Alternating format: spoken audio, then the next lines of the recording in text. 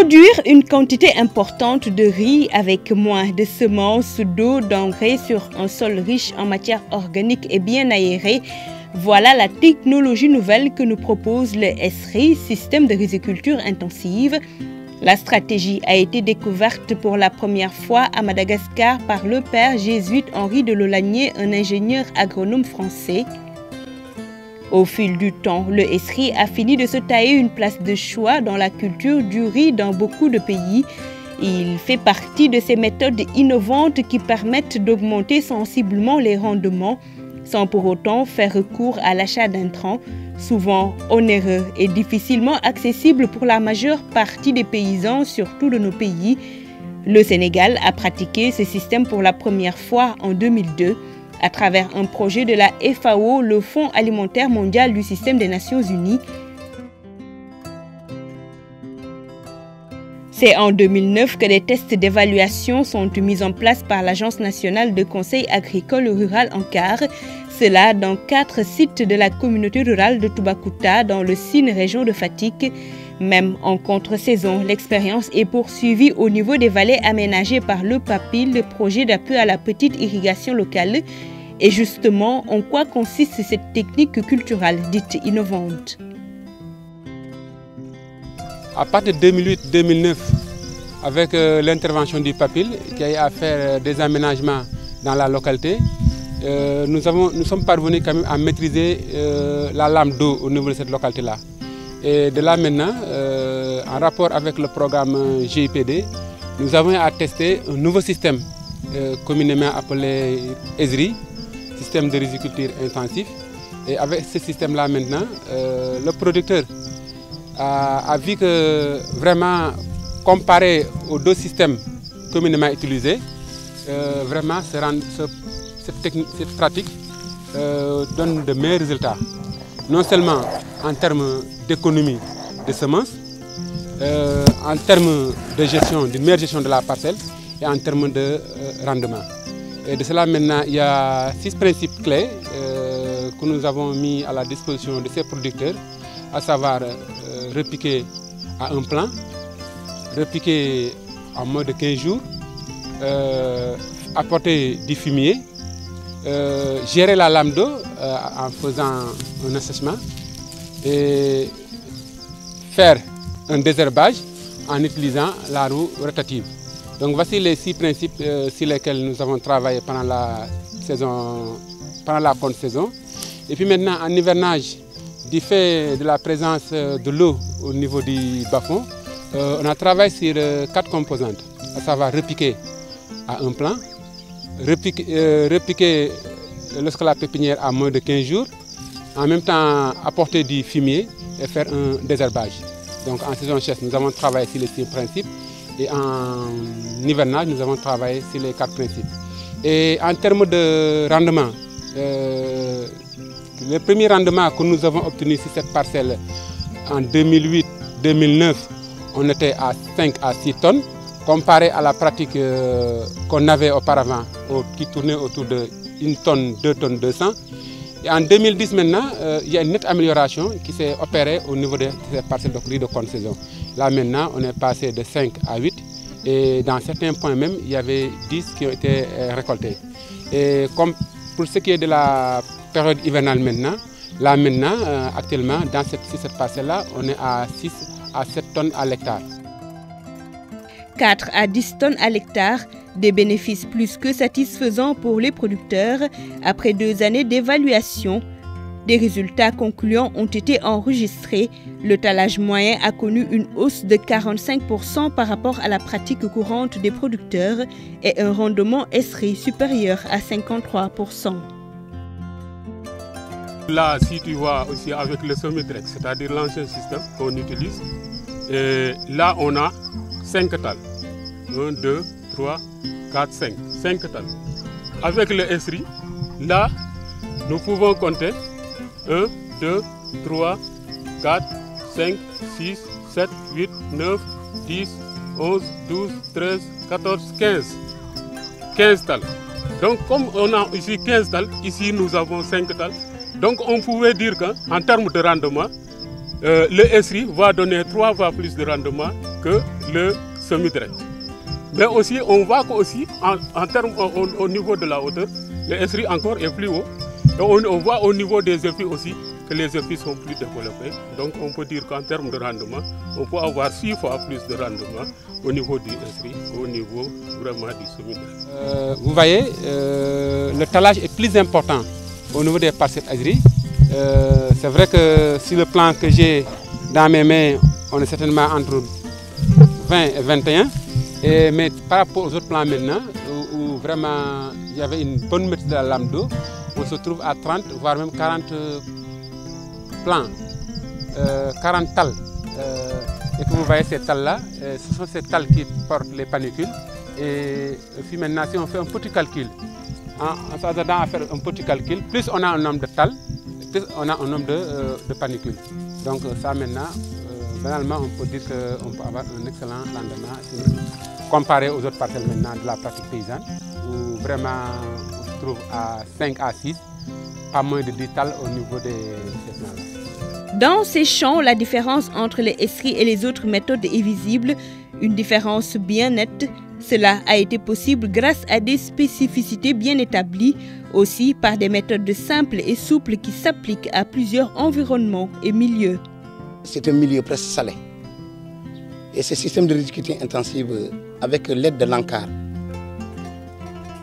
sur le démembrement du papil, dont la responsable est Madame Doy, vraiment est venue coiffer la zone de la vallée de Kabatoki. Cette vallée qui coiffe Kabatoki, Sing Sing, Parcelles et Sara, c'est là où nous cultivons. Donc, ce système de riziculture intensive, l'ancien système qu'on adaptait pour cultiver le riz, parce que nous, en Casamance, on repiquait le riz, mais pas espacé. Mais maintenant, avec ce système, on a un espacement de 25 cm par plan. Et cet espacement permet au riz d'être aéré et d'avoir un bon talage. Donc, ce riz, avant, quand il faisait le talage, c'est à peu près 17 à 18 plants. Mais avec ce système de riziculture intensive, on parvenait à avoir à 80, à 70, à 45, 50. Ça dépend de la manière où tu as utilisé ta terre. En fait, la stratégie que nous avons développée, c'est au début de mettre des tests de démonstration que nous avons disséminés un peu partout dans la localité pour montrer aux paysans qu'il y a une autre manière de faire la production différente de celle qu'on avait adoptée, à savoir le semis. Et de cela maintenant, ce n'est pas une chose facile, mais avec maintenant les rendements records qu'on commence à enregistrer, on commence à avoir des adhésions. Et certainement au niveau de la direction, avec l'appui de nos partenaires comme le FNRA, à travers un nouveau programme de ESRI, on va essayer maintenant de démultiplier les petites actions qu'on faisait de manière localisée dans la commune de Toubacouta et dans la commune de Kersambagay, dans les autres horizons, dans les autres communes du bassin arachidier sud. Et de là maintenant, nous allons former des producteurs sur les pratiques et en même temps mettre des champs de démonstration que nous allons comparer aux pratiques paysannes pour mieux étayer vraiment les propos que nous venons de tenir à votre égard par rapport au rendement et par rapport au nombre de talents. Ces producteurs ont bénéficié d'un encadrement rapproché des agents de l'ANCAR. Ils ont également bénéficié des séances de renforcement de capacité.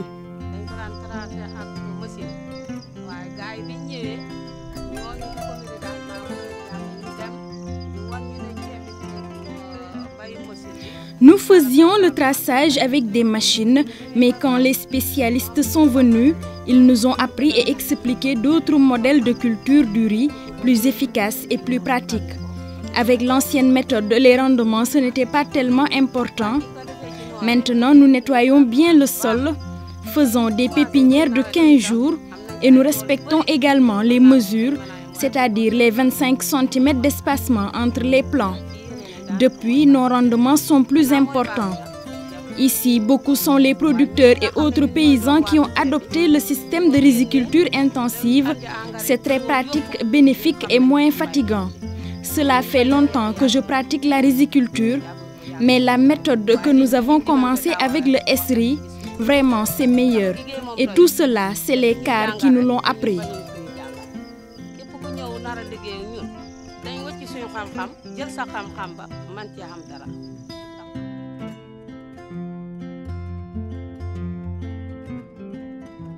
Si la pépinière atteint les 15 jours au maximum, on ne doit surtout pas dépasser le temps. Après, on fait le repiquage par plan. Nous respectons les distances de 25 cm. C'est ce que nous faisons tous ici. Après quelques temps, le résultat est visible.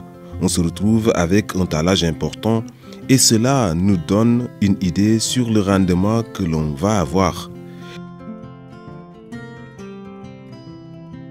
L'itinéraire technique est à respecter impérativement. Avant, nous pensions que l'on ne pouvait cultiver le riz qu'avec des machines. Avec cet espace, avant, je pouvais avoir 10 sacs de riz. Mais maintenant, avec cette stratégie, j'attends au minimum 20 sacs de riz.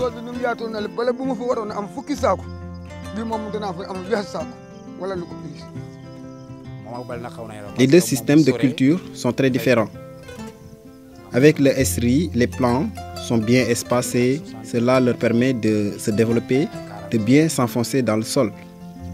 Pour un plant, on peut se retrouver avec 60, 50 ou 40 tiges. Depuis que j'ai adopté le SRI, je remarque une nette différence de production. Mais avec cette nouvelle méthode et au rythme où vont les choses, je m'attends au minimum à avoir 3 tonnes de rendement.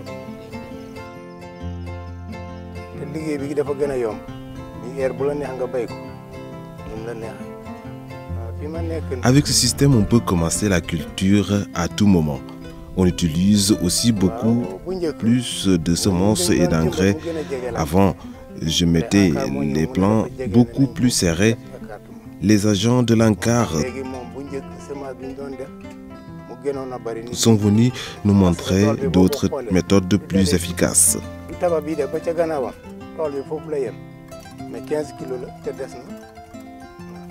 Ce champ est assez vaste et pourtant j'ai mis moins de 15 kg de semences, vous voyez, et j'attends un bon rendement.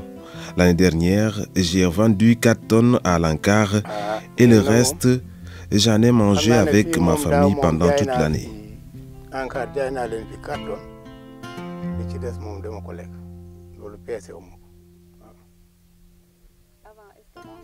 Ainsi, depuis 2012, la stratégie de riziculture intensive est adaptée en zone pluviale. Cela est possible avec la pratique de 4 principes que sont le repiquage de jeunes plants âgés au plus de 15 jours, le repiquage d'un plant par poquet, l'écartement de repiquage régulier de 25 cm sur 25 cm, enfin l'application de matière organique compost à défaut de fumier de bovin, un itinéraire technique bien maîtrisé par ses acteurs. Avec le SRI, bon, on a plus de possibilités. Déjà, je vais commencer par la semence. Déjà, on utilise moins de graines. Donc, on utilise moins de graines pour semer. Et par rapport, là, actuellement, on utilise pour 1 hectare, si c'était du semi direct, on utilise 40 kg de semences. Mais si c'est avec le SRI, avec 10, 15 kg, on peut vraiment semer 1 hectare. Donc déjà, ça, c'est un gain de plus. Ensuite, aussi avec le SRI, donc il y a d'autres possibilités parce qu'on peut aussi avoir plus de tal, c'est-à-dire donc plus de rendement. Parce que si on respecte vraiment les principes du SRI, on peut vraiment avoir vraiment le maximum de tal et un bon rendement. Parce qu'avec le SRI, on peut considérer qu'on peut vraiment utiliser en tout cas l'eau convenablement, donc avoir une gestion de l'eau. On peut gérer l'eau, mais aussi on peut gérer les autres éléments qui sont là, qui vont concurrencer vraiment la plante, c'est-à-dire les herbes, c'est-à-dire en tout cas les autres déprédateurs, etc. Le système de riziculture intensive ISRI se présente comme une aubaine pour le Sénégal. Le pays veut atteindre l'autosuffisance en riz d'ici les prochaines années. Le SRI apparaît comme une innovation très prometteuse et productive. Il change les pratiques classiques de la riziculture en permettant aux plants de riz de mieux exprimer leur potentiel de production pour plus de rendement. L'objectif final est d'instaurer une agriculture durable, inclusive et saine pour une lutte plus efficace contre la pauvreté, surtout en milieu rural. Nyakabali yonkone, nyakabali yonkon sanin samata da fujara nane,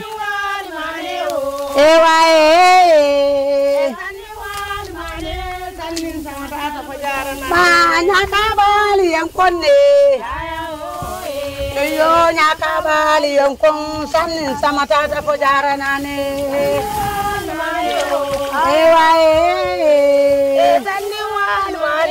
Sani samata fujara nane. Sani wal mane o.